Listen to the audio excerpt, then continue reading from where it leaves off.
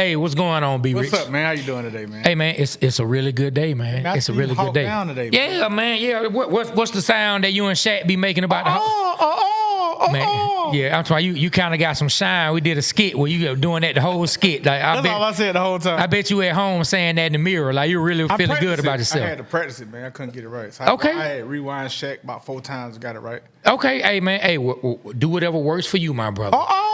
Hey, but look, on this beautiful day, right? Yes. Once again, we have a special guest. We do? You know what I mean? We love talking about the city of Atlanta, and today, man, we have Atlanta royalty, Atlanta sports talk royalty. Oh yeah. We giving you that treatment. Who we got? We have none other than the great voice of sports talk Atlanta. Rob Tribble, man. Let's give it up, man. Let's give it up, fine guy, Rob Tribble. Yeah, I've got a moat around my double wide. That's how royal. Say a moat around the double wide. That's right. What's up, man? Man, you've got the most beautiful. I'll Look be at honest. this view. You got Mercedes-Benz. You got Bobby Dodd. You got a fish tank filled with antifreeze. Hey, Rob, that was good. That was a good where did you get that? It's like you got water from Chernobyl. Hey, man. I had to, it was Halloween, man. We had to diet, man. Gave us some good Gatorade, green, swamp thing flavor. Hey, man. So I do have to go ahead and preface it by saying I was one of those people who rooted against LeBron for many years because I'm a Kobe fan. And a lot of my friends hated Kobe. And so every guy that would come along, they tried to say was better than Kobe. And so any of the guys they penned against Kobe, I automatically went against them. But when I sit back now and I look at where LeBron is and what LeBron has done, I can't say LeBron is the greatest, but I'm not mad at anybody who wants to have the argument. No, I'm not either. Because It's a good argument. Because there are a lot of things that we can say. Anybody who does want to make the argument about LeBron possibly being the greatest, I'm not mad at it because we hear a lot of things. Well, what's one of the main things people say? LeBron couldn't play in the 80s. He couldn't play during the 90s. He couldn't play during this. Yeah. And so when people say that, I like to turn the other side of the coin and say, okay, well, what if Jordan had to face all the things that LeBron had to face? We know how Jordan loved to party. We know how Jordan loved to kick it. What if Jordan had to face cameras being every single where he went? Yep. Everything could be posted. Yeah, like they were lucky. They had a good time. Every single thing he did being scrutinized. And I will say I do agree with you on the fact. I don't know if he tries, in my perspective, I don't know if he tries too hard to be an icon, but he does try. He does try a lot to be liked. Yeah, I can tell he wants to be liked. And I got to tell you this: so you got to, for some reason, just because somebody's a gifted athlete and they make millions of dollars a year, we kind of deprive them of their humanity, don't we? Yeah. It's like, think about what he was. Coming out of high school, he was immediately regarded as the face of the league. That was put on him. I mean, I can't imagine the magnitude of the pressure that was. I mean, I think about what a ridiculous knucklehead I was at that age. Good God, if you gave me that much money back then, how many trips would I even be alive? How many trips to rehab, I would have lost my freaking mind. Yeah. I don't know what I would have done being that young with all that at my fingertips. Like, because I didn't have nothing, and I was acting a plumb fool. I'm just being honest. I know one of the favorite quotes my mother said to me one time. She said, "It's people your age out here running countries, and you ain't doing nothing but running red lights." You know what I'm saying? And so I can't imagine what type of person I would have been with that kind of money and those resources. So I got to give LeBron his credit, man. And I get really annoyed by number one, I hate the word GOAT. That's been so overused, greatest of all time. He's not. In the GOAT conversation. Why does there just have to be one? Think about the legit animal goat. What do they want? They want to be around other goats. They get depressed if they're by themselves. So why can't we just have a big table of goats? Let them all sit there. Man, why does one person have to be the greatest? That's well why put, can't bro. a lot of people be? The goats, call them goats. That's well put. Have the goats table. I like that. You That's got their well own room put. at the nice steakhouse back there in the back. Let them all sit there. I'm gonna take you there at the end. But hey, it was something you said earlier. I want to take us back. Not about the Hawks, but about the Falcons. Yeah. You said 1981, January 4th. Yeah. Talk about that game. That's the day I became a Falcon fan. What do you remember?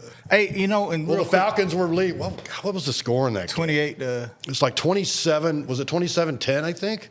Yeah. Something like that. And, Lehman Bennett decided to kind of stop being aggressive, went into the prevent defense, and we all know what the prevent defense does. It prevents you from winning, right? The Cowboys just icked their way back, and then it was Danny White to Drew Pearson.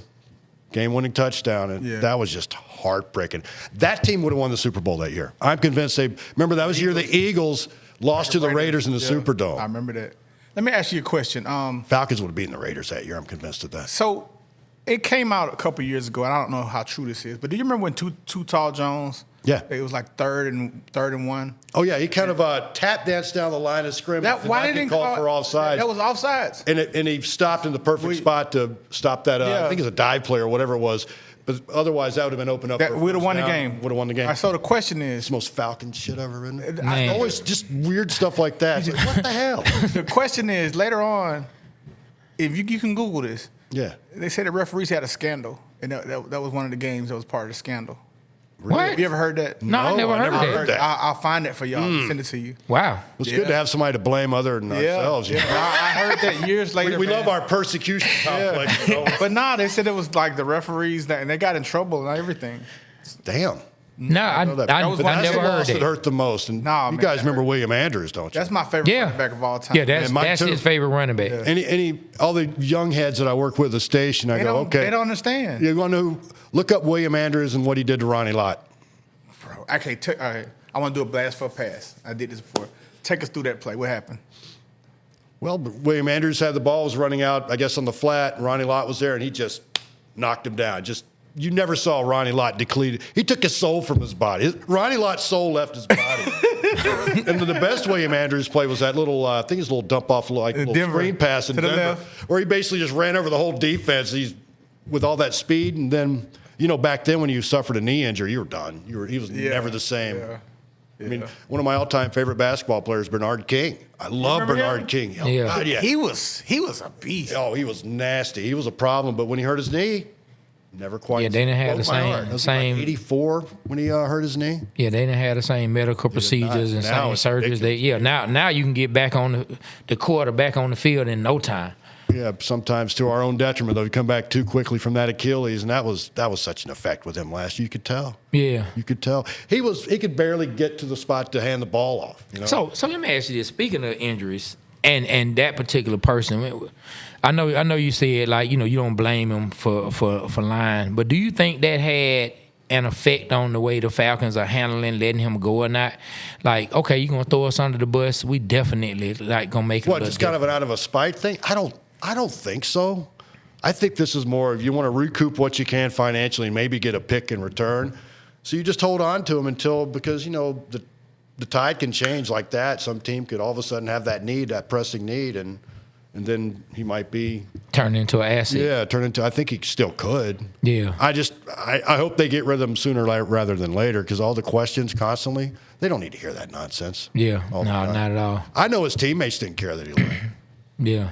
I mean, it might have been Randy. I can't remember who told me that. Mike Johnson. Mike Johnson. Yeah. Stage former Falcon lineman. Said, who does the flower? They don't begrudge him that at all. How many times you seen a player concussed, wouldn't admit it, and goes back in the game? Yeah, let me back in. You don't want, if you step off the field, somebody can take your job. I mean, every year in the NFL, they're drafting somebody to take your job. Always you're looking over your shoulder. So I don't blame them.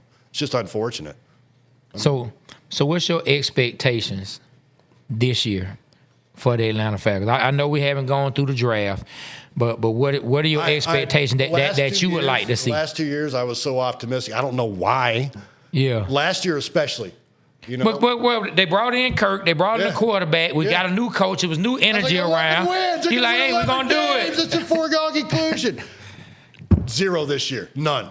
I can't do it. I can't do it anymore. I cannot invest any more emotional capital as far as being optimistic goes. Please show me. Yeah. For the Falcons? Yeah. Yeah. I'm the parent that's mad at the kid I ain't talking to you for this weekend. Yeah. Come through for me. Rob, I feel like we're going to have a great year this year. Oh, I hope so. I think the offense is going to be great. I think Penix, he's still a rookie. So he's going to have some moments. But if you're patient with him, you see the magical arm, though, and apparently they like his processing. Offensive line's pretty good. You know what I saw? What I like? He was hanging out with our boy. Who's that? Kyle Pitts. We have an issue with him, but him and everybody does. They're hanging out, man. What you think about him, man? What's up? It's frustrating when you see a guy. I wonder for him, what is he, 6'6", 240, runs a 4.5, 4.4. Incredible athlete. I wonder if the fact that he is built that way, like LeBron, just built in a lab, does he feel like he has to play football and he doesn't necessarily want to or like football? But I have to because I've got this gift. Because he just seems so disinterested. Lack of passion, that's everything exactly else. what I was. If he just faked the funk and act like he's out there running hard. But then you see towards the end of the year a couple little things. I mean, you can't give up on it unless you can package The 4th him. overall pick, you can't give up on him. No. Unless you get something in return, package him in a trade. I mean, I don't know. I hope maybe he is conjuring some chemistry with Michael Penix. No, they're hanging out. I just saw it. I was like, okay, that's what's up. But it just seems like there's no passion. There's no want to. It's like, that's it. You know, that's it. It's like he acts like he's having to go to work in a cubicle every day. You know, it's like, I got to fucking go to work. Yeah. You know, that's what it seems like with him. And that's unfortunate. Hopefully the light goes on, though. Because I hope he realizes how blessed he is to be born physically gifted like he is and have the opportunity he has. Because I guarantee if he squanders it, how much regret is he going to be filled with when he's 35, 40, 45 years old? It's like, I screwed it up. But I don't. Go ahead. No, so one of the biggest things that I learned that was very interesting to me, and I guess because we know how each of us as human beings are in the things we go throughout our day, but for some reason we look at athletes, or I look at athletes, and you just automatically think they're locked in on what they're doing. One of the things that was so eye-opening for me since we've done this show is when John Abraham broke down for us. He was like, man, everybody doesn't come in the league to be great. He's like, everybody doesn't come in with motivation or want to be great. Some people want to just take care of their family. Some people just want to be drafted. Some people want to be great. Some people just want to be good. I want to put in my 3 years and clock out. Yeah, and so that like, I'm not going to lie, that has kind of changed the way I'm looking at certain players. I saw that. Who was he talking about? Somebody specifically? So we were talking about Jamal Anderson, the defensive end. Yes. And so, he was like, man, he was a tight end. He was a tight end or a wide receiver that got moved to defensive end. He said, I don't even think he realized he would ever be drafted that high.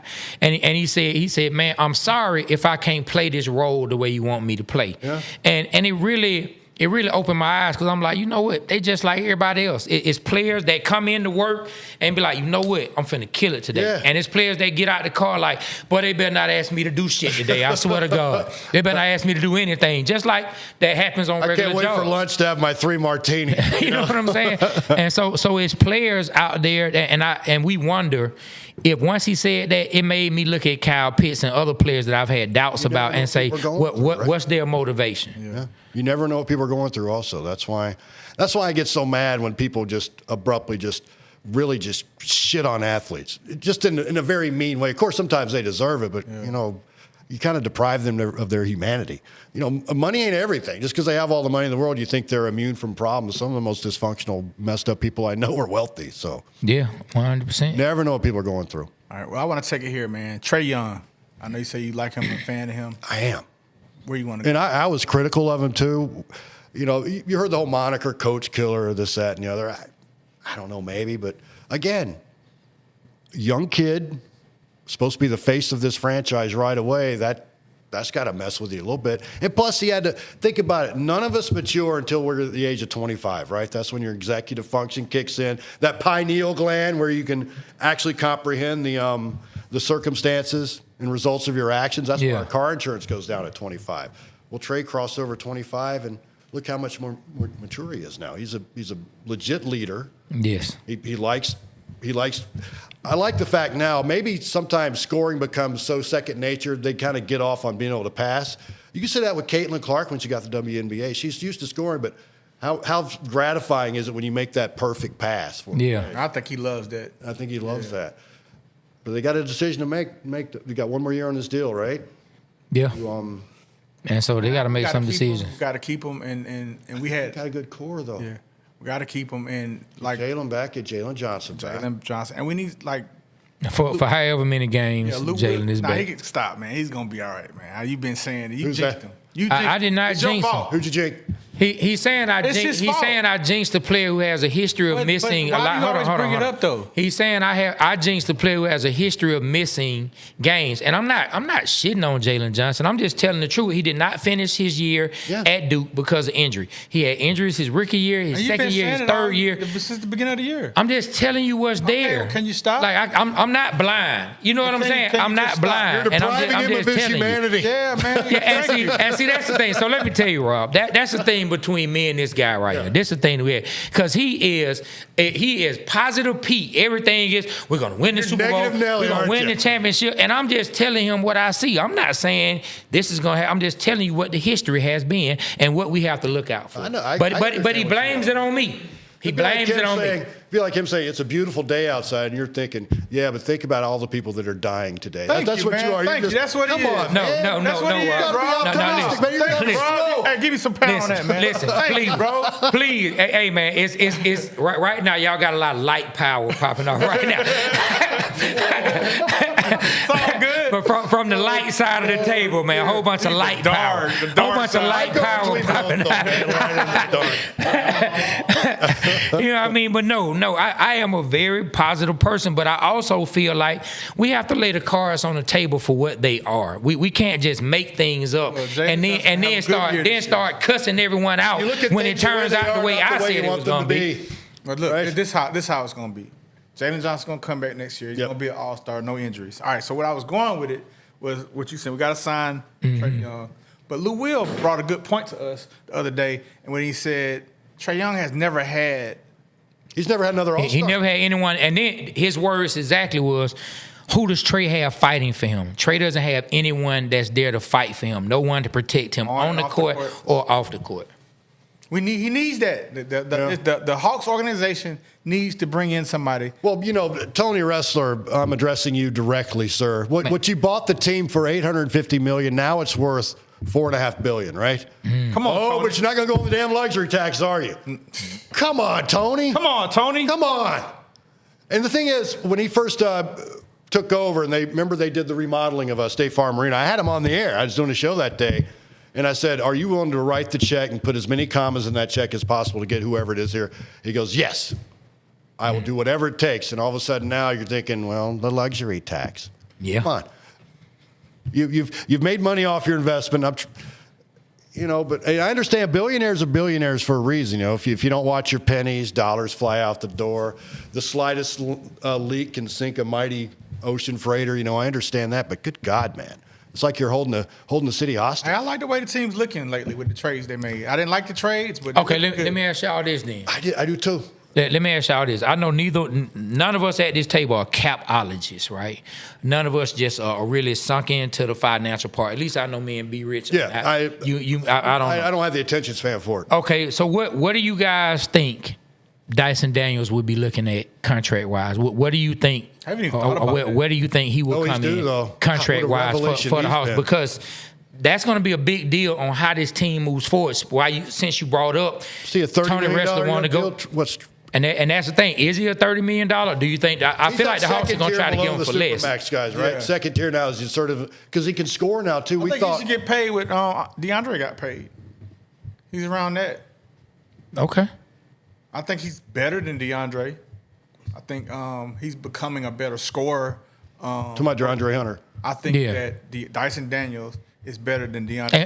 And they signed Dre with five into what we for thought 90. DeAndre could be, right? Because now he can score too. Yeah. And then he's getting like 3 steals a game. That's unheard of. I mean, he didn't he just break the record for the amount of steals? I think he might have the Great Barrier I think thief. he just broke. I think he just got the most steals in like 20-something years or something like that. Yeah, that's it. But to my point, or to the question I was going to ask, like this is a very crucial point and decision for the Hawks. Oh, yeah. Because he's a player that is proven that he can help the team. Well, every championship team needs that one lockdown defender. For the most part, he's pretty locked down, Yeah.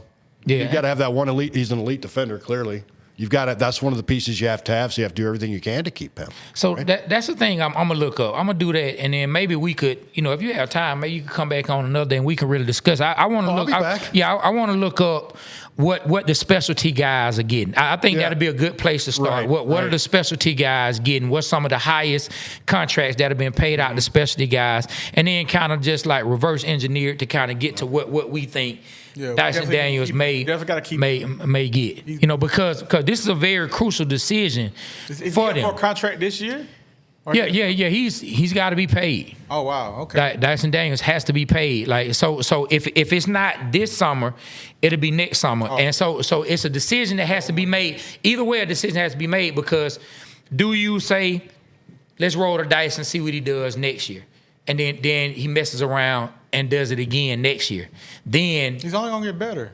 But listen to what I'm saying. If he only gets better, then the dollars only go up more. I hear you. No, you know what I'm saying? And so the Hawks have to make. Hawks have to make a decision. You know, you got to pay. No, that's the luxury tax. He's gonna be the guy to push in the luxury tax. And that's the point, because we just talked about how Tony. That's where I'm going with Tony. Has quadrupled your money, he doesn't brother. want to go into luxury tax. Hey, Robert said something. You quadrupled your money. Pay the luxury tax, man. Be Rich, will you please?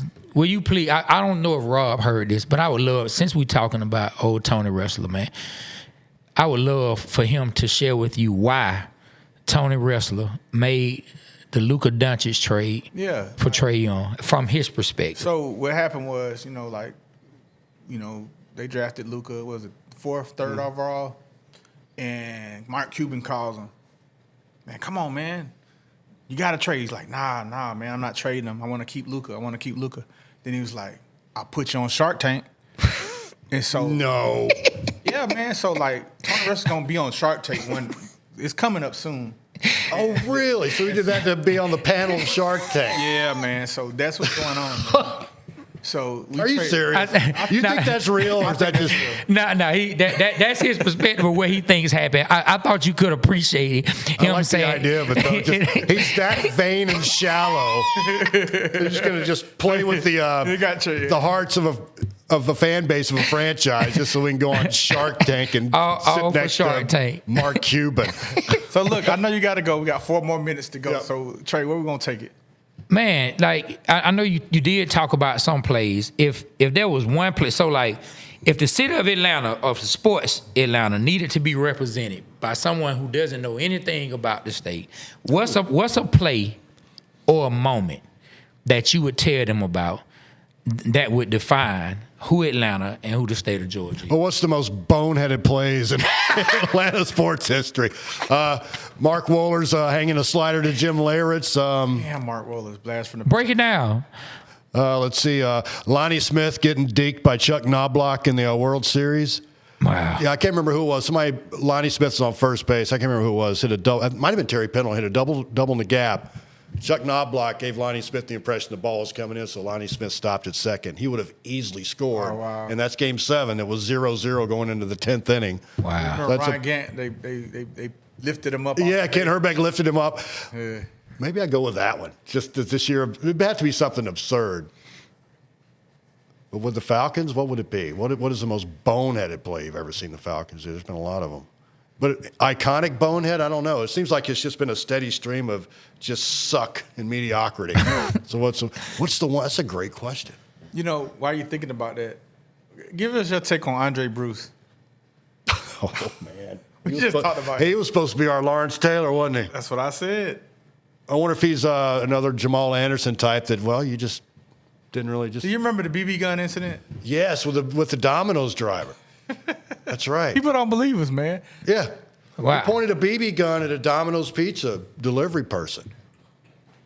And he was like first-round draft pick. He had all the money in the world at that time. Then his defender said, it's just a BB gun. Well, no, but the pizza guy didn't know that. He didn't know that at all. He just pulled up in his old shitty Toyota Corolla to deliver pizza, and all of a sudden this behemoth is pointing a BB gun. I mean, that's kind of shitty. Hey, can I take it here, Trey? We go ahead. We did this last week. Look, we're not gonna take a long time at it, but the all-time greatest starting offensive team for the Atlanta Falcons. Oh my gosh! Right, go real from lineman and all. Who's your left tackle? Good Lord. Am I gonna go with Matthews? Mike Ken. Oh, that's a good one. Mike Ken should be in the Hall of Fame. Oh, Mike Ken should be in the Hall of Fame. All right, left guard. Oh, good Lord. I am drawing a blank on Falcon lineman. I can do your skill guys all day long, though. Right, go ahead. William Andrews is one of my running backs. All right. Now we're going to do fullback. Bob Christian. Over William Andrews. But William Andrews wasn't a fullback. Yes, he was. Oh, that's right. Yeah, he was in front of Lynn Kane. Yeah. Well, I'm sorry. He's going to be my running back. All right. That's why I said that. My bad. That's right. Because Lynn Kane was a running back. And that's back fullback. Fullback. William Andrews. All right, your tailback. Who's my tailback?